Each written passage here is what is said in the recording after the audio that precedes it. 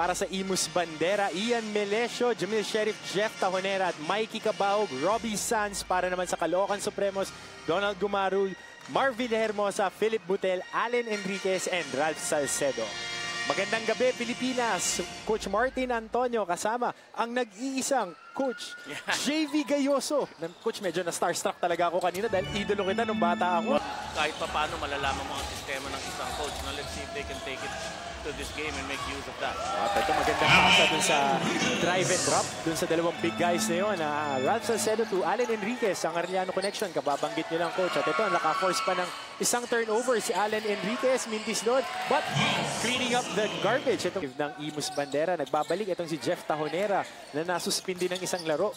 Pati rin si Robbie Sanz na naglalaro ng isa pang big man spot. Yes, much needed players itong dalawang. Forward pass kay Jamil Sheriff. Thought about it, no? Extra pass sa gitna. Robbie Sanz umatake at nakakuha ng foul. May basket pa doon. Nice hesitation there. Coach, nasabi nyo kanina, napakagandang makatapat ang dati ninyong coach.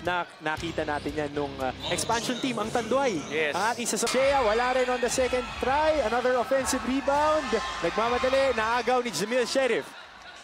Extremely frustrating talaga when you miss from point blank. Yun yung mga ayaw maasa, Coach. At ito, naagaw ni Donald Gumaro. Kinaliwa! Off the glass, Coach. System, new guys are coming in, trying to gel. Being a unit, napakahirap. Wow. And kilala nyo to, Mustre. Pasensya na at mas mahal ko ang kanyang tatay. Yan. Ito, Coach, face basket. Magawin ng player mo as we see this shot of the game brought to you by Tanduay Rank 5 years. Tibay ng loob. Tibay ng Tanduay. Swabe. Swabe nga yung tirang yun. Pero yung contact na yun, galing kay Mustre, no? That was a hard foul. That time, that's not the first time I've seen him block a shot. At maganda rin yun, Coach, dahil napag-usapan namin kanina ni Coach Jericho Diniera yung post defense as we see Ed.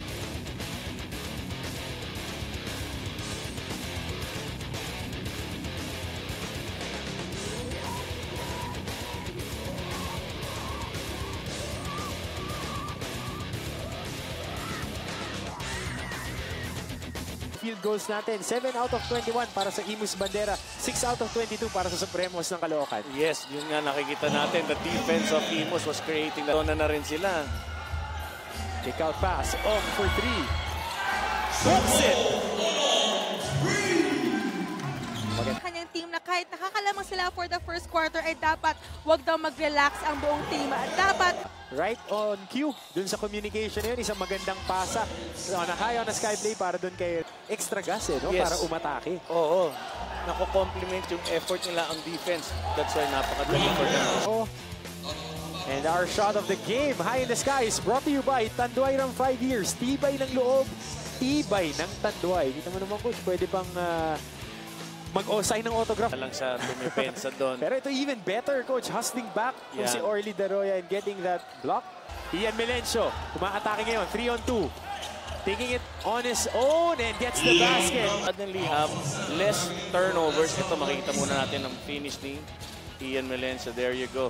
Pero with Sheriff out, wala ng turnovers, unnecessary turnovers itong Imus. This will teach Sheriff.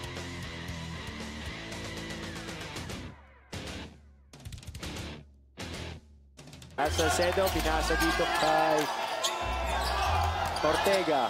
Salcedo, Ochea from the 15-foot line. Second quarter, dito medyo lumayo with shots like that ni Jake Diwa. Pero nakabawi dito ang Caloocan Supremos with their timely shooting. Pinasimulaan niya ni Marvin Hermosa. Ito yung pilipit na layup na na-convert ni Ian Melencio. Magandang atake yun. Melencio, magagandang depensa. At off the bench scoring pa, Coach JV, neto ni Mark Gillian. Ang ipinakita ng Caloocan, kaya his determination to get that ball back. And our shot of the game is Sheriff Rivera. Sumubok na naman from 3 and hooks it! JV na magaganda ito. Tingnan natin, sipatin natin itong magandang 3-pointer. Hooks it para dito. Ito, ang ganda ng pagkakaset ng ball screen. Inatake, may help side defender pa, protecting the ball with his body, using the offhand. But going towards the basket. Ito, Terence Mustre sumubok sa ating simula ng fourth quarter. Forward pass ni Jerome Ong para dito kay Jake Diwa.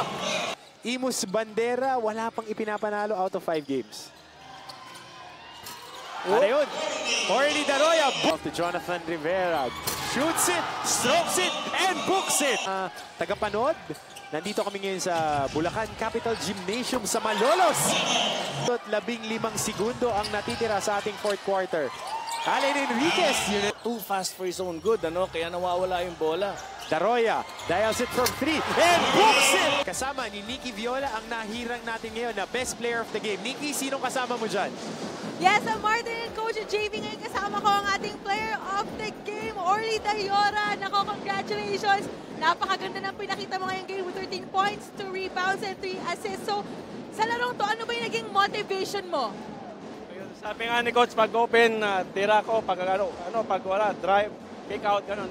Yun lang ang tinuro sa practice namin kahit baon na kami, kailangan namin mag-step up para manalo sa game na to.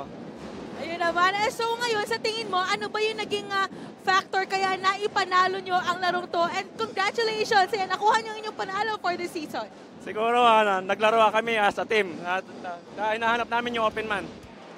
Ayan, so ito na yung pagkakataon mo ngayon, Orly, para bumati sa lahat ng nanonood. Ayan. Patuloy kayo sumuporta sa Imus Cavite. Pwede bumati. Okay na. Binabata yung parents ko. Ernesto Anema Daroya. Pinsan ko, mga kaibigan ko doon sa Balani. Thank you. Ayan, thank you so much and congratulations. So once again, Orly, our best